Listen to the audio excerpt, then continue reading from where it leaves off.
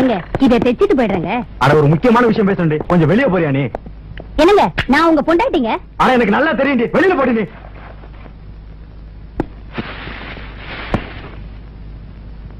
ஏய் கிழவி, காதுல என்ன வச்சிருக்க? உனக்கு தனியா சொல்லுமா? முதல்ல வெளியே போ. பெருக்கிறதா அப்புறம் வச்சுக்கலாம். வெளியே போ முதல்ல நீ.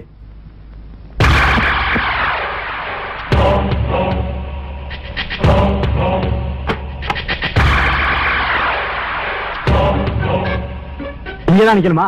கொஞ்சம் தள்ளி போங்க. போங்க. கடவுளே, அப்பப்ப கூடி அப்படி என்னதான் ரகசியம் பேசுவாங்களோ.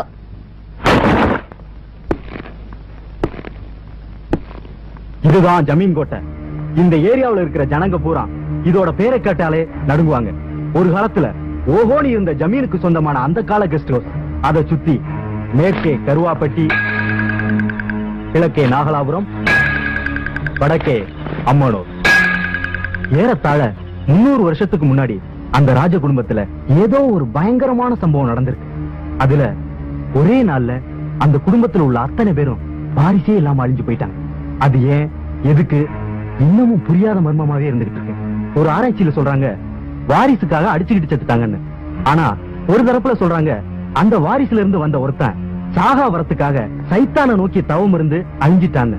ஆனா அவனோட இதயம் மட்டும் இன்னமும் அழியாம அந்த கோட்டைக்கு கீழே இருக்கிற பாதாளத்துல புதஞ்சு கிடக்குன்னு சொல்றாங்க. துப்பறிய நாவல் மாதிரி ஆளாளுக்கு ஒரு கதை சொல்றாங்க.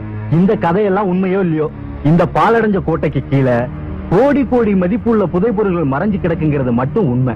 அதை தேடி நம்ம மாதிரி ஆராய்ச்சியாளர்கள் எல்லாம் மாறு வேஷத்துல கோஷ்டி கோஷ்டியா சுத்திட்டு இருக்காங்கன்றது சத்தியமான உண்மை. நாம பத்திரிக்கையாளர் விஷயத்துல போனோம், அந்த பொண்ணும் கைவனும் பூர்வ ஜென்ம செட்டப்ல அலையிறாங்கன்னு நினைக்கிறேன். எது எப்படியோ நம்ம ஆராய்ச்சியில ஃபைனல் முடிவுக்கு வந்து அந்த புதைபொருளை கண்டுபிடிக்கிறதுக்கான மூலத்தை கண்டுபிடிச்சிட்டேன். அந்த காலத்துல அந்த ஜமீன் குடும்பத்தை தன் பிடியில வச்சிருந்த மருவாக்கனி என்கிற பெண் ராஜரிஷி வாழ்ந்த இடத்தை ஆராய்ச்சி மூலம் நான் தெரிஞ்சுக்கிட்டேன். அது கருவாப்பேட்டியில இங்க இருக்கு. அந்த இடம் இப்போ ஒரு கிழவங்கிட்ட இருக்கு. அதுக்கு 1500 ரூபாய் விலை பேசிருக்கேன். அந்த இடத்தை தோண்டி பார்த்தா நிச்சயமா அந்த புதையலுக்கு போறதுக்கான வழி கிடைக்கும். வர்ற மாசம் 11ஆம் தேதி நல்ல நாள். அன்னைக்கு நாம அதை தோண்ட ஆரம்பிக்கிறோம். கோடி கோடி கோடீஸ்வரன் ஆகிறோம். இதுக்காக நிறைய பேர் அலைஞ்சுகிட்டு இருக்காங்க. அதனால இந்த விஷயத்தை யாருக்கும் தெரியாம மிக மிக ரகசியமா வச்சிருக்கணும்.